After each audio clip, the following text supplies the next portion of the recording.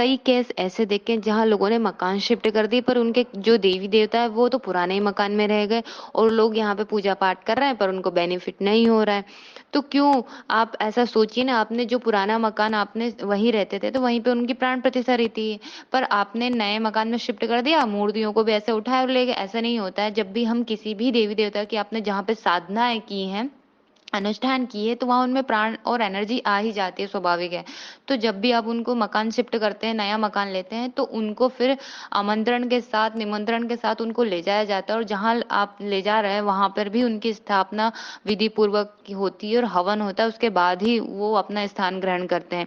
और आजकल क्या करते हैं, जब हम मूर्तियां खंडित हो जाती है तो उनको क्या, जो मंदिर में पीपल का पेड़ है, बरगद का पेड़ है, उनके पास रख के आगे, क्यों भाई, उसमें भी तो प्राण प्रतिष्ठा थी।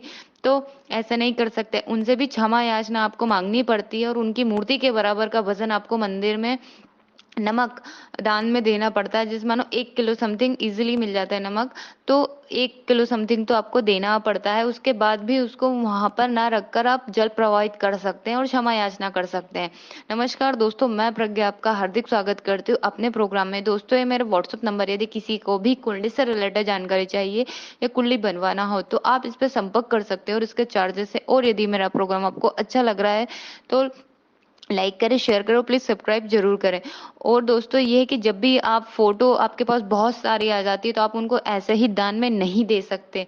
उनको आपको देना है तो उस मूर्ति या फोटो फ्रेम के बराबर आपको मंदिर में नमक देना होता है, उसके बाद ही आप वो किसी को भी दे सकते हैं। क्योंकि क्या, लक्ष्मी की भी हम नहीं दे सकते, गणेश की भी नहीं दे सकते, क्योंकि हमारी वो बरकत रहती है। हमें किसी ने गणेश दिए हैं और फिर हम भी उन किसी को दे रहे हैं, तो ये चीज गलत है। कुछ ऐसे मूर्तियों के बारे में आज बात करें जो घर में नहीं रखनी, जैसे भैरव बाबा की प्रतिमा, खासकर काल भैरव की पूजा घर में नहीं की जाती है। वो तंत्र क्रिया में स्पेशल होते हैं, तो वो मंदिरों में ही करते हैं और उनके अलग ही स्थान होते हैं, मानो आप शमशान में आप उनकी पूजा पाठ करते हैं। इसके साथ ही खुले मुंह के जो शेर की प्रतिमा होती है माँ दुर्गा की, वो भी नहीं कर सकते, क्योंकि वो जो खुले मुंह का शेर होता है वो भोग मांगता है, फिर आपके धीरे धीरे सुख शांति सभी चीजों को निगल जाएगा और एक समय बाद आपको बहुत ज्यादा परेशानी हो जाएगी। तो जब भी प्रतिमा खरीदे तो आप ध्यान रखें कि शेर का मुंह बंद ही हो। इसके साथ ही नटराज की मूर्ति, ये भी अपना जो पूजा स्थान है वहां पर नहीं रखना चाहिए, क्योंकि ये भी शिव का रौद्र स्वरूप ही है।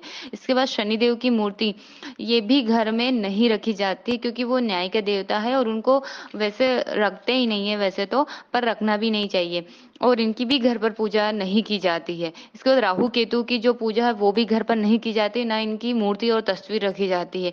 ये भी तामसिक होते हैं, क्योंकि ये भी राक्षस होते हैं। तो आप जिस जिनको भजते हैं उनके स्वाभाविक गुण हमारे अंदर आ जाते हैं, तो सोच समझ कर हमें पूजा करना चाहिए।